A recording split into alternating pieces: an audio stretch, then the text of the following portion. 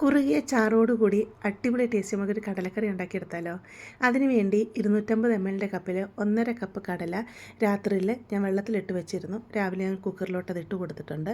1 table spoon Kashmiri chilli പൗഡറും 1/2 teaspoon മഞ്ഞൾപ്പൊടി, ചെറിയൊരു കഷ്ണം കട്ടക്കായം ഇതും കൂടി ഇതിലോട്ട് ഇട്ട് കൊടുക്കാം. എന്നിട്ട് കടലയുടെ മുകളിൽ നിൽക്കത്തക്ക രീതിയിൽ വെള്ളം ഒഴിച്ച് കൊടുത്ത് ആവശ്യത്തിന് ഉപ്പും ഇട്ട് കൊടുത്ത് കുക്കർ അടച്ച് വെച്ച് കടല നല്ല രീതിയിൽ അങ്ങ് വേവിച്ചെടുക്കാം.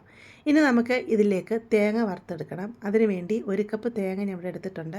ഇത് തീയിലിനൊക്കെ വറുത്തെടുക്കുന്ന മാതിരി അതിനെ വറുത്തെടുക്കുക. തണുത്ത് കഴിയുമ്പോൾ മിക്സിയിൽ ഒന്ന് അരച്ചെടുക്കുക.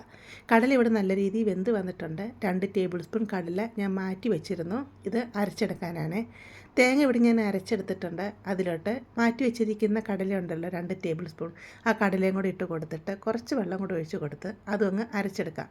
ഒത്തിരി പേസ്റ്റ് പോലെ കടല അരയ്ക്കേണ്ട ആവശ്യമില്ല, ജസ്റ്റ് ഒന്ന് കറക്കിയെടുത്താൽ മാത്രം മതി കേട്ടോ. ഒരു പാത്രം അടുപ്പത്ത് വെച്ച് കൊടുക്കുക. എന്നിട്ട് 2 ടേബിൾ സ്പൂൺ വെളിച്ചെണ്ണ ഒഴിച്ച് കൊടുക്കുക.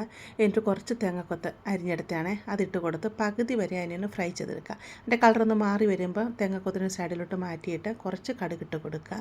കടുക് പൊട്ടി വരണം. ഇവിടെ ഞാൻ ഒരു 15-20 കൊച്ചുള്ളി ചെറുതായിട്ട് അരിഞ്ഞെടുത്തിട്ടുണ്ട്. ഒരു 6-7 വെളുത്തുള്ളി എടുത്തിട്ടുണ്ട്. അതൊരു ചെറിയൊരു കഷ്ണം ഇഞ്ചി ഇതുപോലെ അരിഞ്ഞെടുത്തിട്ടുണ്ട്.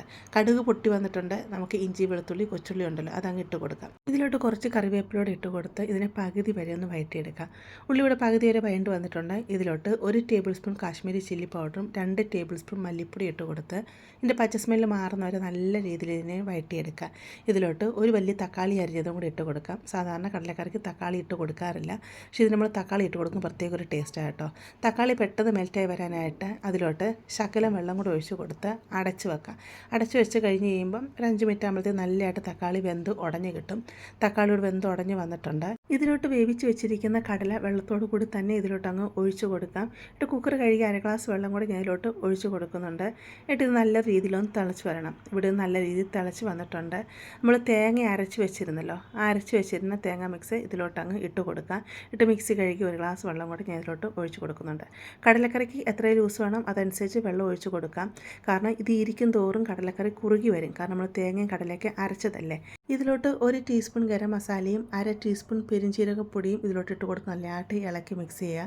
ഉപ്പ് വേണമെങ്കിൽ ആവശ്യത്തിന് ഉപ്പ് ഇട്ട് കൊടുക്കുക കേട്ടോ. അടച്ച് വെച്ച് ഒരു 5-10 മിനിറ്റ് വരെ തന്നെ വേവിച്ചെടുക്കുക. തീ മീഡിയത്തിലിട്ട് വേവിച്ചെടുക്കുക. അപ്പോഴത്തേക്ക് കറി നല്ലതായിട്ട് കുറുകി വരും.